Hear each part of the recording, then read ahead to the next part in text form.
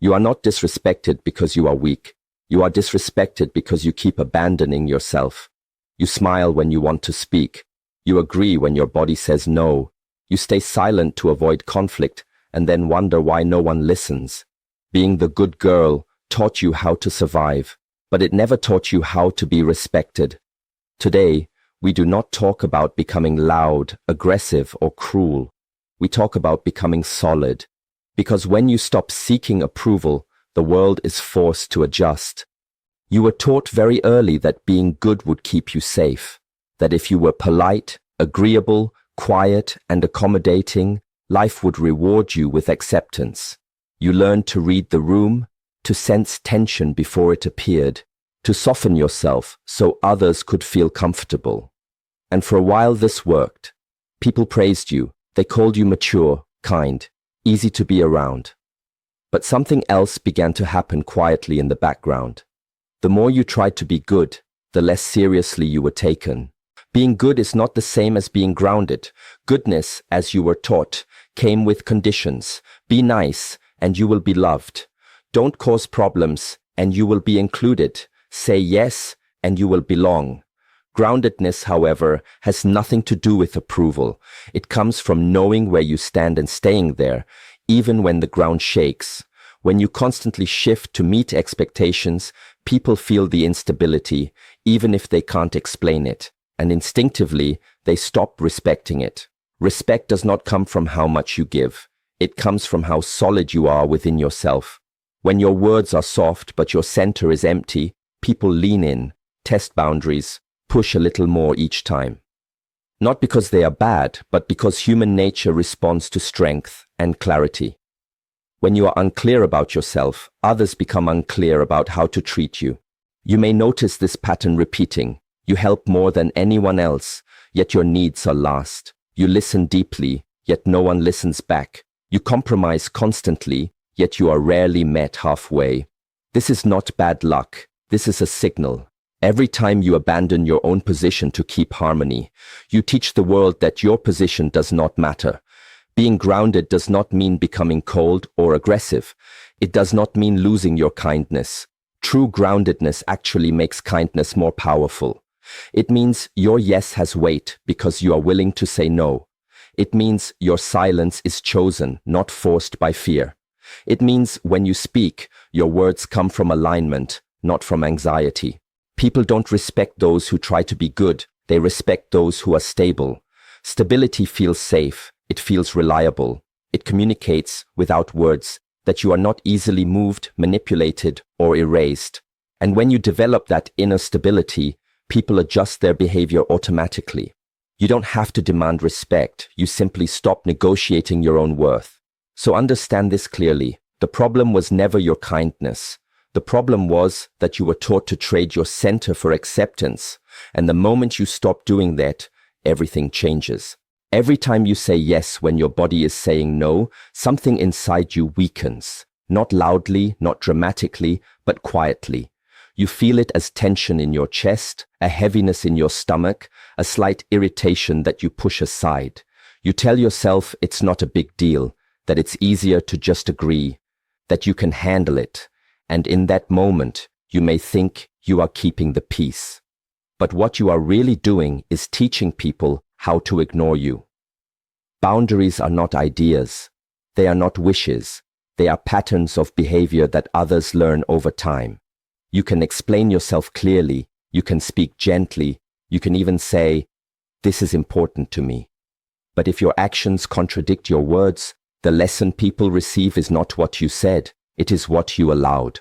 When you give in after resistance, when you stay after saying you should leave, when you accept what you already said you wouldn't, the boundary dissolves. Most people do not wake up intending to disrespect you. They simply adapt to the version of you that shows up consistently. If that version always bends, always forgives without change, always adjusts at personal cost, then that becomes the expectation. And once an expectation is set, breaking it feels uncomfortable, not for them, but for you. This is why setting boundaries later feels so hard. You are not changing others. You are undoing your own conditioning. There is a common fear that if you hold your ground, you will be seen as selfish, difficult, or unkind. But what actually happens is something very different. At first, there is confusion. People test you. They push slightly, then a little more to see if the old version returns. This is not punishment. It is habit meeting resistance. And if you remain steady, calm, and consistent, the testing stops. A new pattern forms. A real boundary does not require anger or long explanations. It requires alignment. When your words and actions match, the message is clear. When you say no and stay no, even with discomfort, you teach others that your limits are real. And something important shifts here. You begin to trust yourself again. Self-respect is born the moment you stop betraying your own signals. Notice how often you override yourself, how quickly you minimize your needs, how often you agree to things you later resent. That resentment is not directed outward, it is turned inward. It is the cost of self-abandonment, and the world responds accordingly. People sense when you do not protect your own time, energy, and values. The moment you start honoring your no, even in small ways, everything changes. Your presence becomes firmer. Your words carry weight. You don't need to raise your voice or defend your choices. Your consistency does the work for you. And slowly, without force, people learn how to treat you. Respect begins the day your yes and your no finally mean the same thing. Many people believe that being soft will protect them, that if they are understanding enough, patient enough, forgiving enough, others will treat them gently in return. So they lead with empathy in every situation, even when their own limits are crossed. They listen, they excuse, they absorb. And over time, something subtle but dangerous happens. Their softness, without strength behind it, becomes an open door. Compassion is powerful, but only when it is supported by structure. Without structure, compassion loses its direction. When you offer care but never consequence, people do not learn. When you understand every reason but enforce no boundary, behavior repeats. This is not wisdom. This is avoidance disguised as kindness. And the world responds to it not with gratitude, but with control. Control does not always look aggressive. Often it is quiet. It shows up as people deciding for you, expecting more from you, leaning on you without asking, assuming your availability. They do this because there is no resistance, not because you are weak, but because you have not expressed strength. Softness alone does not create balance. It invites pressure. Strength does not mean cruelty. It does not mean domination or harshness. True strength is calm. It is measured. It is the ability to say, I understand you, and this is still not acceptable. When strength is present, softness becomes safe. Your kindness no longer costs you your self-respect. Your empathy no longer requires self-erasure. Look closely at the moments where you feel drained, overlooked, or taken for granted. Often, they are moments where you chose understanding over honesty. You chose harmony over truth. You chose to keep the relationship peaceful instead of keeping yourself whole. And each time you do this, you reinforce the belief that your comfort is optional. People unconsciously search for edges. They want to know where the line is. When there is no line, they keep moving forward, not to hurt you, but to orient themselves. This is how human interaction works. When you do not define the space you occupy, someone else will. And they will not always do it in your favor. Strength paired with softness changes everything. Your voice remains calm, but your words are final. Your energy stays open, but your boundaries are firm. You do not threaten, explain excessively, or justify your limits. You simply live them, and that steadiness creates respect. When you stop confusing kindness with compliance, people begin to meet you differently. They listen more closely. They hesitate before crossing lines. They sense that while you are compassionate, you are not available for misuse. Many people believe that if they explain themselves clearly enough, they will finally be understood and respected. So they talk more, they justify, they defend, they repeat their reasons, hoping that clarity will create value. But respect does not grow from explanations. It grows from presence. And presence is something you feel, not something you argue into existence. When you constantly explain yourself, you are often revealing uncertainty, not clarity. You are asking for permission to be taken seriously. And the moment you ask, the balance shifts. The other person senses that you are not fully anchored in your position, and unconsciously, they step into the space you leave behind. This is why over-explaining often leads to being talked over, interrupted, or dismissed. Respect is communicated long before words are spoken. It is in how you enter a room, how you hold silence, how you respond instead of react. It is in your posture, your pace, your ability to remain steady when emotions rise. When your inner state is calm and aligned, others feel it immediately. They may not agree with you, but they adjust to you. Think of someone you naturally respect. It is rarely because they talk the most. It is because when they speak, there is no doubt. Their words are simple. Their tone is grounded. They do not rush to be understood. They trust that their presence carries enough weight. That trust is what commands respect. When you try to request respect, you reveal that you are not fully embodying it. Asking to be valued puts you in a lower position than simply valuing yourself. This is why pleading, convincing, or proving never works. It keeps you in a reactive state, always responding to how others see you instead of standing in who you are. This does not mean becoming silent or passive. It means choosing when to speak and when not to. Silence, when grounded, is powerful. It signals self-control. It shows that you are not desperate for validation, and people pay attention to what does not need to be said. When you stop trying to be respected and start living in alignment, something shifts. Your decisions become clearer. Your boundaries become simpler. You do not need to announce them. They are felt. People may test you at first, but they quickly realize there is no argument to win. There is only a presence to respond to. You are not here to convince anyone of your worth. You are here to embody it. And the world responds naturally to what is embodied, not what is requested. Respect is not something you ask for. It is something others feel when you stop asking. At the root of many of your compromises is a quiet fear you rarely admit to yourself, the fear of being disliked. Not rejected loudly, not attacked openly, but disliked silently. The fear that if you say what you truly think, if you hold your ground, if you stop being accommodating, something will be taken away from you. Approval, connection, belonging. So you choose safety over honesty again and again, and you call it being reasonable.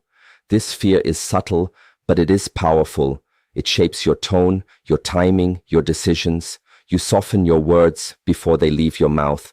You delay conversations that need to happen. You tolerate behaviors that drain you because you don't want to appear difficult. And each time you do this, you send a message, not to others but to yourself, that your truth is dangerous. The need to be liked creates a constant internal negotiation. You are never fully present because part of you is monitoring reactions, adjusting, calculating. This keeps you small, not physically but energetically. People sense when someone is trying to fit in rather than stand firm. And while they may enjoy your agreeableness, they do not respect it. Respect requires the courage to risk disapproval. Being disliked is not a failure. It is a consequence of having a position. The moment you stand for something, you stand apart from something else. This is unavoidable. Trying to be universally liked forces you to be undefined. And what is undefined cannot be respected. Notice how often you feel tension after conversations, replaying what you said, wondering if it was too much or not enough.